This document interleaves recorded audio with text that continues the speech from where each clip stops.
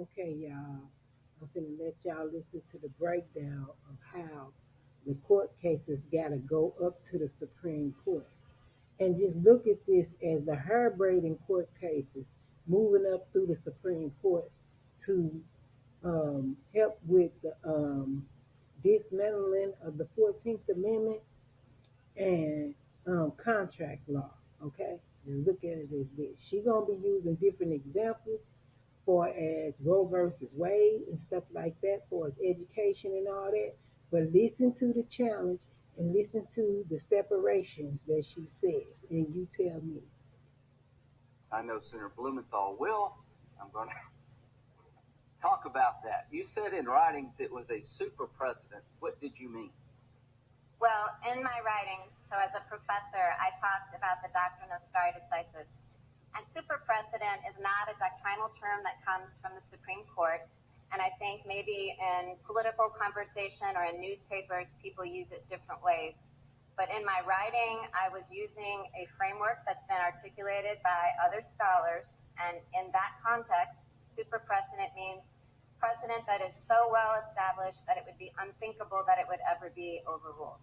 And there are about 6 cases on this list that other scholars have identified.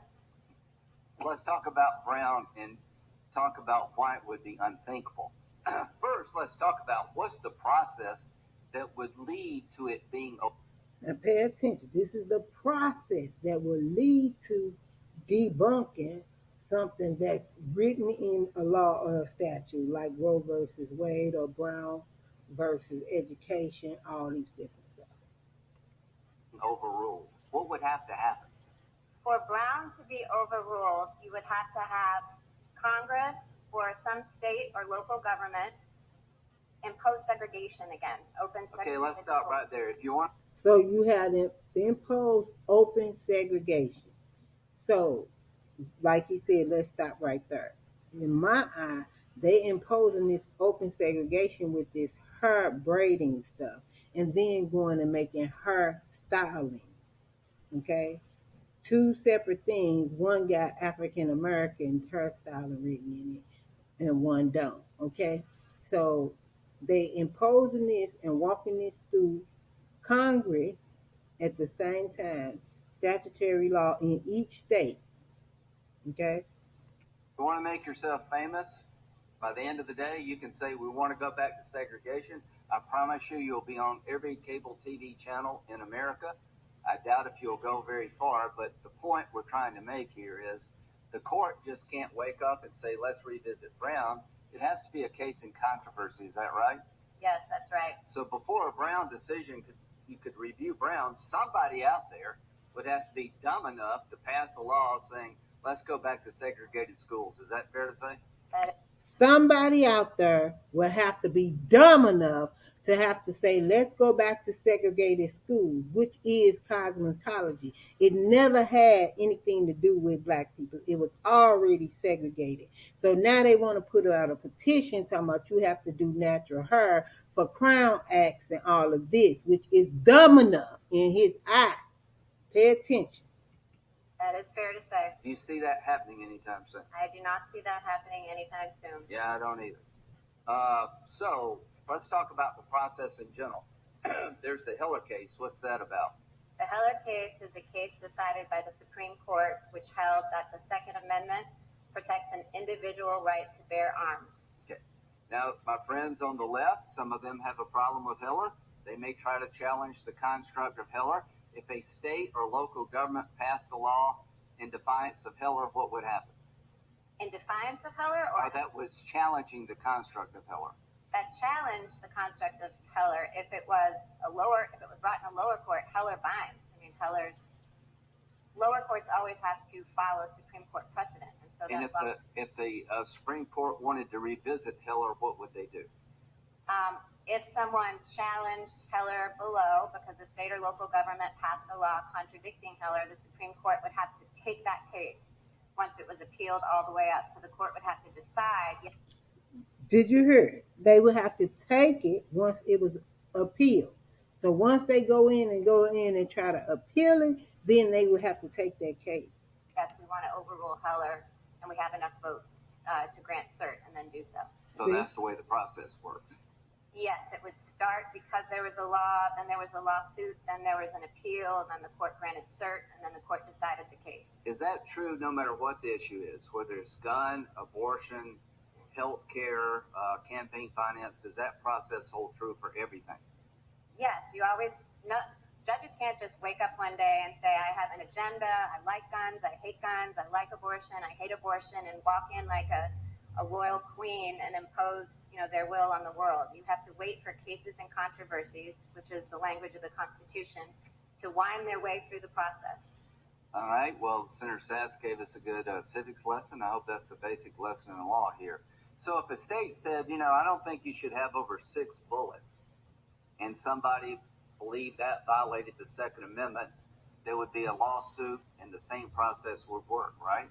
The same process would work. In that case, there would be parties would have to sue the state, arguing that law was unconstitutional. It would wind its way up, and if it got to the Supreme Court, and if the Supreme Court decided to take it, a whole decision-making process begins. You hear arguments from litigants on both sides. They write briefs.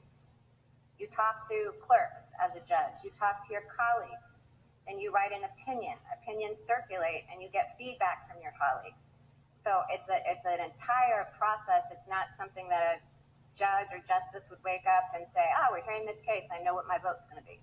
Let's talk about the 2 Supreme Court cases regarding abortion.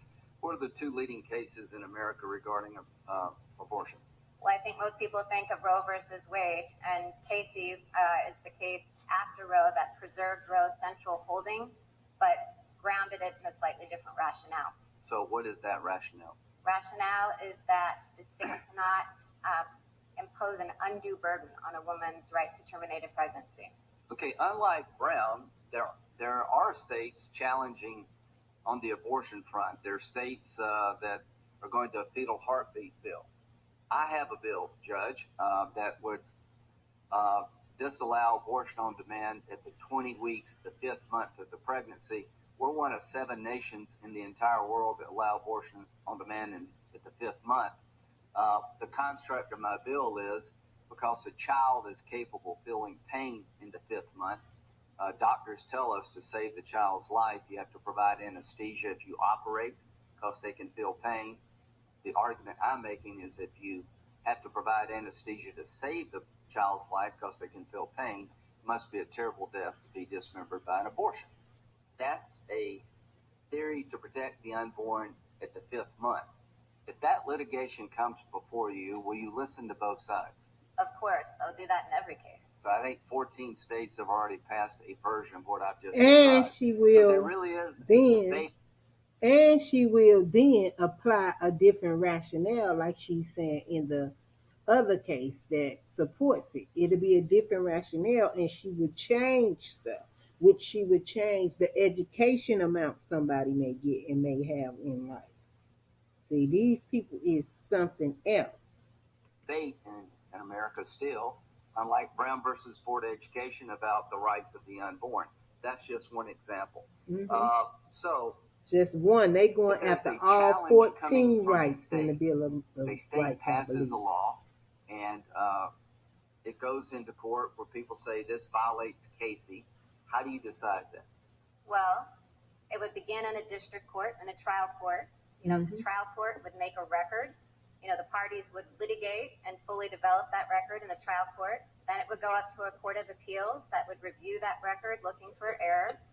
And then, again, it would be the same process. Someone would have to seek certiorari at the Supreme Court. The Supreme Court would have to grant it. And then at that point, it would be the full judicial process. It would be briefs, oral argument, conversations with law clerks in chambers, consultation with colleagues, writing an opinion, really digging down into it.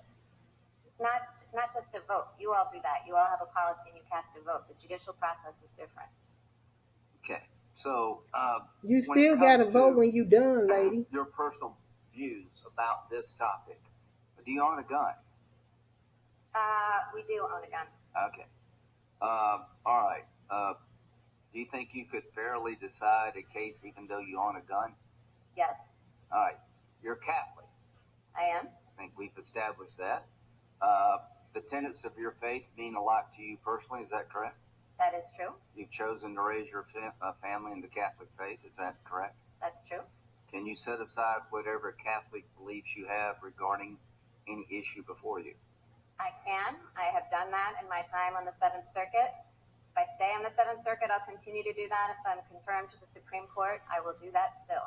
I would dare say that there are personal views on the Supreme Court, and nobody questions whether our liberal friends can set aside their beliefs. There's no reason to question yours, in my view. So the bottom line here is that there's a process. You fill in the blanks, whether it's about guns and Heller, abortion rights. Okay. Let's go to Citizens United. To my good friend, Senator Whitehouse, me and you are going to come closer and closer about regulating money, because I don't know what's going on out there, but I can tell you there's a lot of money being raised in this campaign. I'd like to know where the hell some of it's coming from. But that's not your problem. Citizens United says what? Citizen United extends the protection of the First Amendment to corporations who are engaged in political speech. So if Congress wanted to revisit that and somebody challenged it under Citizens United that Congress went too far, what would you do? How would the process work? Well, it would be the same process I've been describing. First, somebody would have to challenge that law in a case, somebody presumably who wanted to spend the money in a political campaign. It would wind its way up, and judges would decide it after briefs and oral argument and consultation with colleagues and the process of opinion writing. Same-sex marriage. What's the case that established same-sex marriage as the law of the land? Obergefell. Okay. If there was a state who tried to outlaw same-sex marriage, and there's litigation, would it follow the same process? Well, it would, and one thing I've neglected to say before that's occurring to me now is that not only would someone have to challenge that statute, and if they outlawed same-sex marriage, there'd have to be a case challenging it, and for the Supreme Court to take it up, you'd have to have lower courts going along and saying we're going to flout Obergefell, and the most likely result would be that lower courts who are bound by Obergefell would shut such a lawsuit down and it wouldn't make its way up to the Supreme Court. But if it did, it would be the same process I've described. Well, let's turn now to Senator Hawley's favorite topic, substantive due process. As a legal theory, what am I talking about? Can you explain it for the country? Because if you can't, we're in trouble. I think I'll have a hard time doing it. So both the 14th and 5th Amendments protect life or provide that the state cannot take life, liberty, or property without due process of law. And that sounds like a procedural guarantee, but in Supreme Court precedent... Now, this is the state with the substance, not the feds. ...has a substantive component.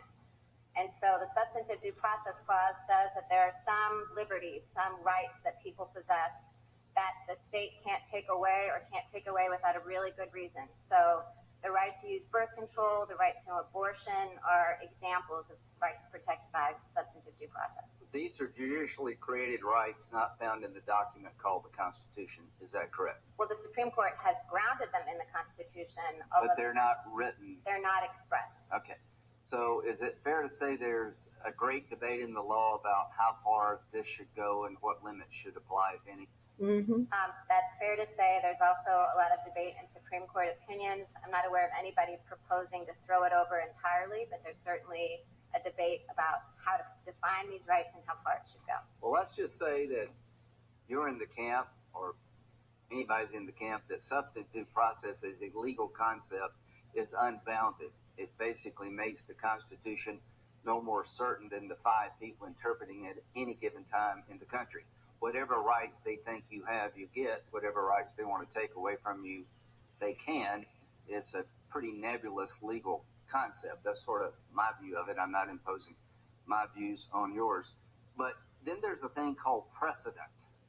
Let's say you didn't like a case decided under substantive due process. You thought the whole concept was constitutionally in error. How does precedent play? So precedent is the principle that cases that have been decided by the court before this one lands on the docket are presumptively controlling. And so, precedent comes from a concept called stare decisis, which is a shorthand for a longer Latin phrase that means stand by the thing decided and do not disturb the calm. So precedent